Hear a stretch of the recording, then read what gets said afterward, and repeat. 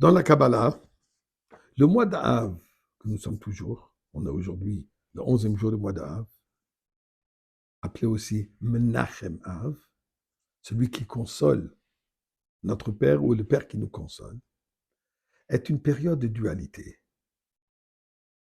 marquée par la fois de tragédies intenses, la destruction du temple, mais aussi avec un potentiel extraordinaire de joie profonde. Ceci se trouve dans le lion, dans le zodiaque de ce mois est le lion. On verra tout de suite qu'est-ce que ça représente. Il y a un médrage fascinant là-dessus.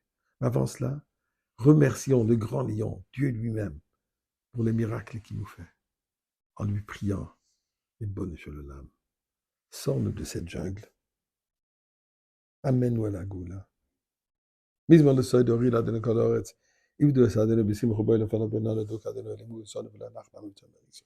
Oui, je suis le Khatsuri Silah de la Baruch Jumoy, Doiv, Adel Lam Khazdoiv, Adoiv, Adoram Masoy, dans le nom de la Tzedaka.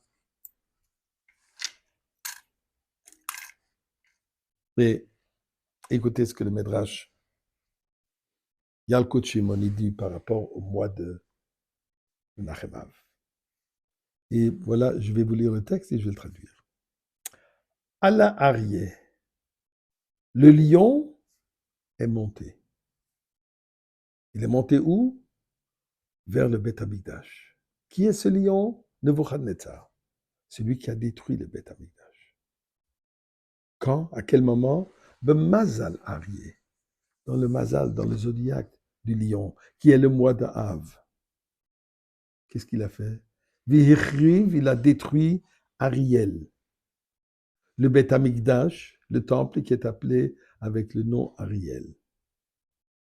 Ariel s'écrit Aleph Resh Yud, les mêmes lettres que Ariel le lion, Aleph Resh Yud, et ensuite Aleph Lamed, Kel, représente le lion où la présence divine est présente. C'est ce qui est au Beth Amikdash. Donc, le lion, au mois du lion, a détruit le Beth Amikdash, qui est aussi appelé comme l'endroit du lion. Pour quelle raison? Almenat, afin que chez Yavo Arié, que le lion avec l'aile majuscule, donc Dieu, le roi, vienne Veïbane Ariel, il va reconstruire le troisième Beth Amikdash. Donc ici, nous avons dans ce mois de Elul, tout dans le même mot de Arié, dans ce lion, nous voyons les deux côtés. La destruction, la peine, la tragédie, mais en même temps, nous voyons ici le lion comme lui, il revient en toute sa force et reconstruit, rebâtit. Tout cela est tellement indicatif de notre expérience. Il y a une raison pourquoi le Beth Amikdash aussi est appelé avec le mot Ariel, puisqu'on nous dit que quand il y avait le Korban, la fumée qui montait était sous forme d'un lion. Pourquoi le lion? Le lion a un caractéristique particulier. Le lion symbolise la majesté, la force, le courage, la royauté, puissance. Aussi la manière comment le lion il est physiquement bâti. La partie avant du lion, le corps, large, fort, musclé. L'arrière, plutôt petit. Ce qui représente celui qui va vers de l'avant, qui n'a pas peur de faire face à ce qu'il y a devant lui. D'ailleurs, c'est ça le lion. Le lion n'a pas peur d'attaquer même des animaux qui sont plus grands que lui. C'est ce courage, cette détermination qu'est l'âme Israël, le peuple juif. Donc, nous dit le Midrash, dans ce moment d'arié, de deuil, c'est à nous de retrouver le arié, le lion de reconstruction. Ajoute le Sholah HaKodesh.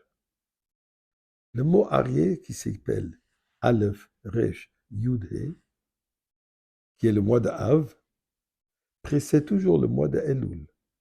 Et regardons le mois de Arié. Dans le mot Arié, nous retrouvons Elul, le Aleph, le Resh, Rosh Hashanah, le Yud, Yom Kippour, et finalement le He, Hoshana Rabbah. Pour nous dire, le mois de Av est le moment dans lequel nous pouvons prendre les forces et le courage de devenir ce lion, pas un lion destructif, mais un lion constructif, qui nous mène vers Elul, le Slichot, le moment de rapprochement de Dieu, Rosh Hashanah, Kippour, Hoshana Rabbah, et bien sûr avant cela, comme on a dit, la reconstruction du Beth Amikdash aujourd'hui.